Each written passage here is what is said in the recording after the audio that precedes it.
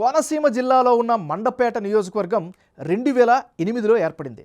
టీడీపీకి కంచుకోటగా చెప్పుకోవచ్చు. ఎందుకంటే వరుసగా 2009, 2014, 2019లో టీడీపీ నుంచి జోగేశ్వరరావు విజయం సాధించారు. టీడీపీ మరోసారి జోగేశ్వరరావుకి టికెట్ కేటాయించింది. వైసీపీ ఈసారి ఎలాగైనా మండపేటలో జెండా ఎగరవేయాలని వ్యూహాలు పన్నుతోంది. తోట త్రిమూర్తులకు జగన్ టికెట్ ఇచ్చారు. రానున్న ఎన్నికల్లో టీడీపీ తన హవా కొనసాగిస్తుందా? వైసీపీ విజయం సాధిస్తుందా?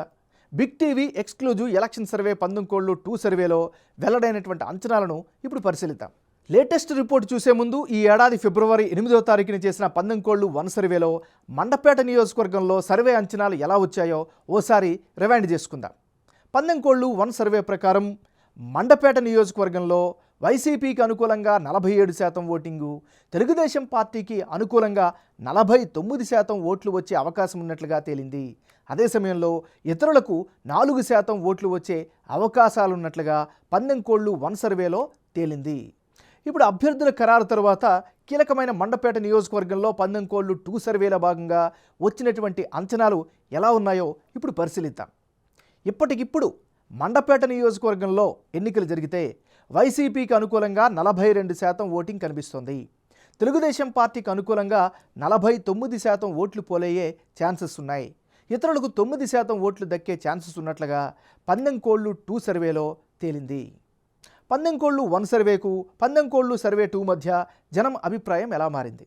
వైసీపీ టీడీపీ అభ్యర్థుల్లో ఎవరికి ఎడ్జి పెరిగింది అన్నది ఇప్పుడు పరిశీలిద్దాం.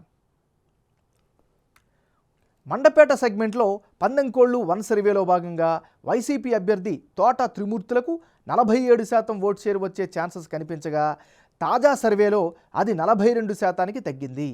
టీడీపీ అభ్యర్థి సిట్టింగ్ ఎమ్మెల్యే జోగేశ్వరరావుకు గత సర్వేలో 49% ఓట్లు వచ్చే ఛాన్సెస్ కనిపిస్తే, తాజా సర్వేలోనూ అదే రిపీట్ అయింది.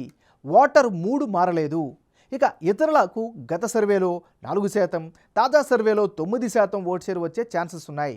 ఓవరాల్గా చూస్తే మండపేటలో తెలుగుదేశం పార్టీకే గెలుపు అవకాశాలు ఎక్కువగా కనిపిస్తున్నాయి.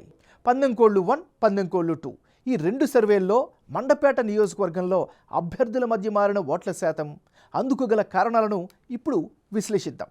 ముందుగా మండపేట నియోజకవర్గంలో తెలుగుదేశం పార్టీ బలంగా కనిపిస్తోంది. ముఖ్యంగా ఎమ్మెల్యే జోగేశ్వరరావు హవా స్పష్టంగా కనిపిస్తోంది. ఆయనకి పాజిటివ్ ఇమేజ్ కంటిన్యూ అవుతుంది.